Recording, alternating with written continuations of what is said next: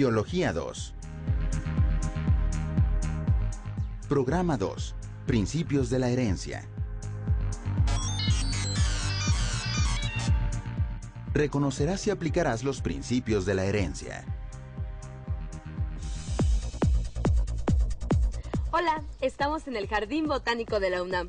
Él es Raúl, mi hermano. ¿Nos parecemos? Dicen que somos muy parecidos a nuestro padre. ¿Por qué será? Somos como somos por nuestro ADN. Y lo heredamos mitad y mitad de nuestros padres. Y como bien le dice mi papá a mi mamá, te gané en los genes. ¿Pero qué es el ADN y qué son los genes? Mira, el ADN es... Todos los seres vivos, en las células que nos conforman, tenemos una larga molécula llamada ácido desoxirribonucleico, o ADN, en donde se almacena, a manera de código químico, la información con las que se construyen nuestras características hereditarias. El ADN está conformado por unidades llamadas nucleótidos, cuya secuencia determina tanto las características de la célula como las del organismo del cual forma parte. Visto al microscopio, el núcleo de una célula antes de reproducirse presenta un aspecto granular. Cuando se prepara para dividirse, el ADN se replica, empieza a condensarse y a fraccionarse para formar los cromosomas duplicados. Cada cromosoma está formado por una cadena doble de ADN y con muchas proteínas ligadas a ella. En los cromosomas se aprecia una región más estrecha, llamada centrómero, del cual parten las cromátidas. En un cromosoma simple hay 2 cromátidas, mientras que en uno duplicado hay 4. Los cromosomas transportan los grupos de nucleótidos o genes específicos para cada característica de las células hijas. Cuando una célula se divide, las células hijas reciben el mismo número de cromosomas que la célula madre, excepto las células sexuales, que reciben la mitad. El genoma, que es el conjunto de genes contenido en los cromosomas, determina los rasgos de la especie. Cada especie presenta una misma cantidad de cromosomas en sus células somáticas. Los gatos 19 pares, es decir, 38. Las cabras 30 pares, o sea, 60 cromosomas. Las moscas de la fruta 8 cromosomas, que son 4 pares. Y los seres humanos contamos con 46 cromosomas, es decir, 23 pares.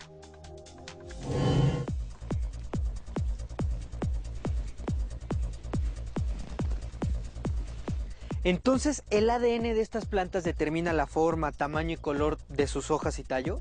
¡Claro! Además, al reproducirse, cada nueva planta hereda su información genética a sus descendientes. ¿Sabías que a finales del siglo XIX un monje llamado Gregor Mendel explicó cómo van apareciendo los rasgos hereditarios de los padres en las distintas generaciones de hijos?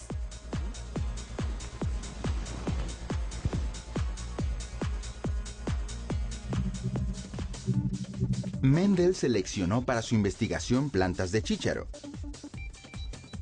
Las características de las variedades puras de esta planta se distinguen fácilmente. Unas tienen flores blancas y otras púrpuras. Las semillas de unas son rugosas y las otras lisas. Algunas son amarillas y otras verdes. Los tallos son largos en algunas, mientras que en otras son cortos.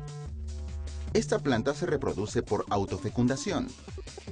Cada flor produce gametos de ambos sexos, que al unirse dan origen a una semilla y esta a una nueva planta.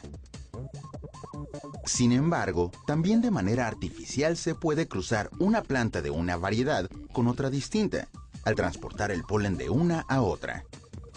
Mendel supuso que si se observaba y registraba cómo iban surgiendo ciertos rasgos a través de las generaciones, podrían conocerse los patrones en los que se heredaban. Así, cultivó y cruzó miles de plantas de chícharo. Pero el éxito de su investigación se debió a la minuciosa y rigurosa observación y registro de datos, mismos que posteriormente analizó estadísticamente. Su gran contribución consistió en demostrar que las características heredadas son transmitidas por unidades, a las que llamó factores individuales, que se redistribuyen de distintas maneras en cada generación. Actualmente, los factores de Mendel reciben el nombre de genes.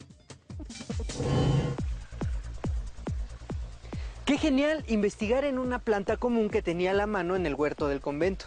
Sí, Y también le puede seguir una metodología de investigación, el registro de todos los procedimientos, resultados y sobre todo el análisis.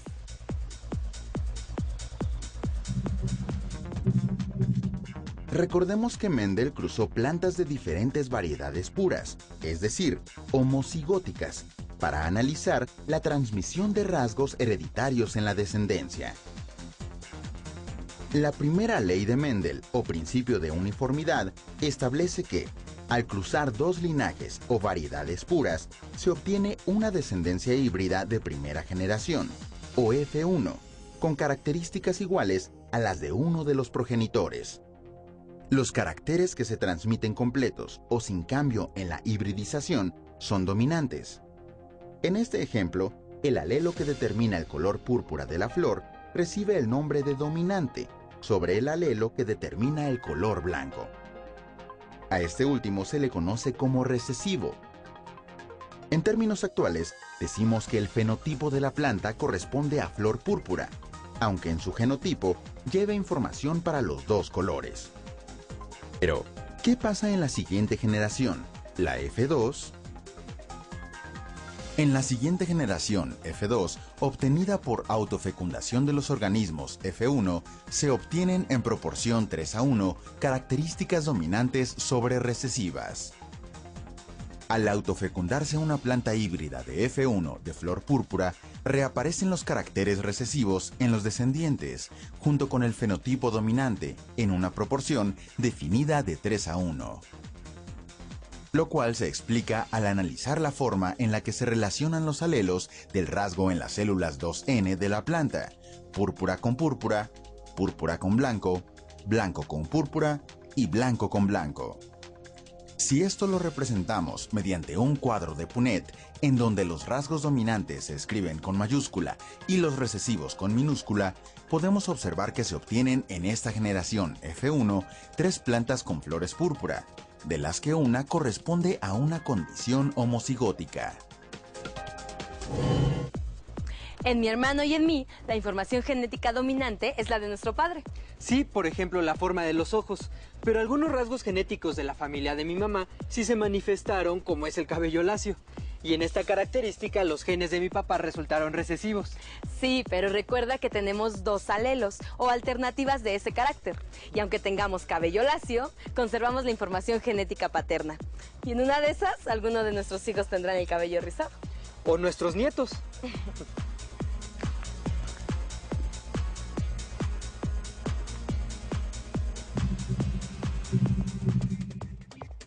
El siguiente experimento de Mendel consistió en cruzar las plantas de la generación F1 para obtener una segunda generación de plantas, la F2. Al cruzar estas dos plantas de la primera generación, se van a generar, a partir de la combinación de los alelos dominantes y recesivos, 4 gametos nuevos, que al unirse darán origen a una nueva generación, la F2. En esta reaparecieron las características recesivas, que son las flores blancas que habían desaparecido en la primera generación. Sin embargo, aparecieron en menor proporción que los dominantes, es decir, en 1:4, un gen recesivo cada 4 plantas. Este experimento dio lugar a la segunda ley de Mendel, la ley de la segregación. Años después, el genetista Punnett creó un método que simplificó las observaciones que Mendel había hecho. En los cuadros de Punnett se anotan los posibles tipos de gametos. Una letra mayúscula indica el carácter dominante y una minúscula el carácter recesivo. En la primera fila se anotan los tipos de gametos masculinos y en la primera columna los tipos de gametos femeninos. Este cuadro de Punnett representa lo ocurrido en la cruza de dos plantas de chícharo heterocigóticas, con los alelos para semillas lisas y semillas rugosas. El término heterocigótico se refiere a que ambos alelos son diferentes, L mayúscula y L minúscula. En cambio, homocigótico indica que los dos alelos son iguales, L mayúscula y L mayúscula. Podemos ver que los resultados de tal cruza indican las distintas fecundaciones posibles y la posible descendencia. A partir de estos datos surgió la segunda ley de Mendel, que se refiere a que los factores, después llamados genes, se encontraban por duplicado, para que pudieran aparecer en futuras generaciones. La ley de la segregación dice lo siguiente: los factores hereditarios que informan para un mismo carácter no se fusionan o mezclan, sino que permanecen diferenciados durante toda la vida del individuo y se segregan, es decir, se separan en el momento de la formación de gametos. Ahora ya sabes que las cruzas monohíbridas se hacen entre dos organismos híbridos con un solo carácter. Sí, pero me imagino que también hay cruzas entre organismos con caracteres distintos. Claro, Mendel también comparó dos caracteres al hacer cruzas híbridas. Incluso lo hizo con muchos caracteres con las llamadas cruzas polihíbridas. Y ya que la transmisión genética es simultánea, se pueden estudiar distintos caracteres en un solo individuo de cierta generación. Explícamelo a detalle para poder entenderlo un poco mejor. Algunos de los experimentos de híbridos de Mendel consistieron en cruzar plantas de semillas de color amarillo y textura lisa con plantas de semillas color verde y textura rugosa, dos caracteres que descendían de organismos homocigotos. De la primera cruza, solo saldrían semillas amarillas de textura lisa, con lo que se cumple la primera ley. Pero, al cruzar las combinaciones de la cruza de híbrida, se obtendrían 16 combinaciones con los siguientes fenotipos: 9 semillas amarillas y lisas, 3 semillas amarillas y rugosas, 3 semillas verdes y lisas, y una semilla verde y rugosa. Aquí se puede observar que el gen recesivo aparece en la misma proporción, 1:4, ya que de 16 semillas, solo 4 son verdes, y también solo 4 son rugosas. Esto quiere decir que estos dos genes recesivos se heredan de manera independiente. De esta conclusión surge la tercera ley de Mendel, que se conoce como la ley de la herencia independiente de caracteres, la cual se refiere a la forma independiente en la que se expresan los caracteres tanto en la misma proporción de cruzas dihíbridas como en la de cruzas monohíbridas. Oye, Flor, mi amigo Randy es de piel morena clara, pero su papá es blanco y su mamá moreno oscuro. ¿Qué pasa en esos casos? Bueno, eso se conoce como la dominancia incompleta, la cual se da cuando, por ejemplo, se cruzan plantas con flores blancas y flores rojas. En la primera generación, todas eran rosas. Entiendo, pero en el ejemplo de las flores se ha expresado un fenotipo distinto al de los progenitores, contrario a lo que sucedió con los experimentos de Mendel. ¿Qué pasó ahí? Para su fortuna, la dominancia incompleta no ocurre en los chícharos.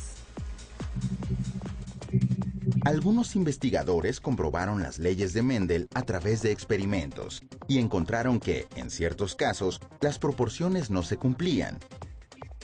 Además de la dominancia incompleta, estas son las otras dos excepciones a las leyes de Mendel. La codominancia ocurre cuando ambos pares de alelos se expresan al mismo tiempo, como pasa en las aves cuando se cruzan dos pares de alelos dominantes para el color de las plumas. Si un macho de color negro y una hembra de color blanco se cruzan, los hijos tendrán plumaje mixto, blanco con negro. Los alelos múltiples se presentan cuando para un mismo gen hay más de dos pares de alelos. Este fenómeno es común en los grupos sanguíneos de los seres humanos, en donde hay 3 alelos, 2 dominantes, A y B, y un recesivo, O. De estos 3 pueden existir 4 grupos, A, B, AB y O. La mayoría de los mexicanos presentan el fenotipo recesivo O, por lo que no es necesario que sea dominante para que exista en mayor cantidad. ¿Crees que también se haya experimentado en animales para saber más de la herencia? Claro, un saltamontes y algunas moscas sirvieron para hacer experimentos relacionados con la herencia. En 1902, Walter Sutton observó al microscopio las células de una especie de saltamontes y notó que durante la meiosis los cromosomas se alinean en el centro del núcleo y después se reparten en las células hijas.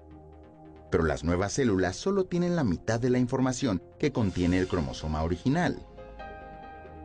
Con base en las conclusiones de Mendel y sus propias observaciones, Sutton dedujo que los factores se encuentran en los cromosomas y que estos son los responsables de la transmisión de la información genética. Y puesto que hay 2 cromosomas de cada tipo, es decir, homólogos, entonces uno de cada par pertenece a uno de los progenitores.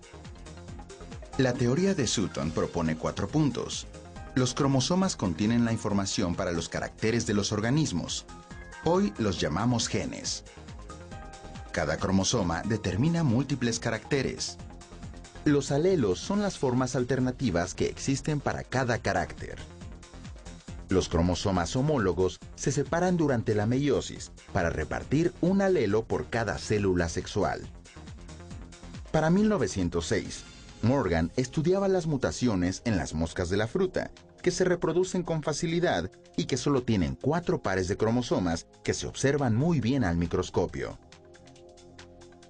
Las moscas tienen ojos rojos, que es la expresión del gen dominante, pero hay algunas con ojos blancos, que es la expresión del gen recesivo. Realizó diversas cruzas entre moscas con estas 2 características. En la F1 se generaron solo organismos con ojos rojos, lo que corresponde a la primera ley de Mendel. Para la F2 se presentaron ojos blancos en una proporción de 1:4, lo cual también concuerda con las leyes de Mendel. Sin embargo, a Morgan le llamó la atención que todas las moscas con ojos blancos de esta generación eran machos, es decir, con cromosomas homólogos XY. Comprobó que el gen que determina el color de los ojos está en el cromosoma X, el que determina el sexo. Morgan dedujo que los ojos blancos en las moscas de la fruta es una característica genética ligada al sexo. Entonces, y si no mal recuerdo, las hembras tienen cromosomas XX y los machos XY. Pero ¿por qué solo los machos heredaron ojos blancos y no las hembras? Bueno, es que hay características que se transmiten por medio de los genes, ubicados en los cromosomas sexuales. Algunos genes que determinan características no sexuales se transmiten ligados a los cromosomas sexuales, principalmente al cromosoma X. Estos genes generalmente son recesivos. Las hembras heredan los genes ligados al sexo tanto por vía paterna como materna, mientras que los machos los heredan solo por vía materna. Algunas anomalías se transmiten por medio de los cromosomas sexuales, como son el daltonismo, que es la incapacidad para distinguir colores, y la hemofilia, que es una enfermedad en la cual la sangre no coagula normalmente. Es frecuente que estas anomalías, al presentarse en individuos de sexo masculino, hayan sido transmitidas por la madre, quien no la padece, pero que porta en los cromosomas sexuales X el gen que la determina. Padecimientos comunes relacionados al número anormal de cromosomas. Las mutaciones son cambios en el material genético que pueden heredarse y determinan modificaciones en el fenotipo de los organismos. Cuando las mutaciones ocurren en los gametos, pueden heredarse a los organismos de las siguientes generaciones, pero cuando suceden en células somáticas, se heredan solo a las células que resultan de su reproducción. Las mutaciones cromosómicas se refieren a alteraciones en los genes de un cromosoma, o al número de cromosomas, ya sea en el número de cromosomas de un solo tipo o de un juego completo de cromosomas. Si un organismo gana o pierde uno o más cromosomas, se llama aneuploidia. Por ejemplo, la trisomía del par 21, que resulta en individuos con síndrome de Down, o una monosomía, en la que los afectados del síndrome de Turner solo presentan un cromosoma sexual X. La causa principal de este tipo de mutaciones es la falta de separación de cromosomas durante la meiosis. Ambos cromosomas migran juntos hacia uno de los gametos y dejan a otro gameto sin cromosoma. Si se fecunda un gameto con 2 cromosomas del mismo tipo, la célula descendiente tendrá 3 cromosomas. Y si se fecunda un gameto sin cromosoma, el descendiente solo tendrá un cromosoma de este tipo.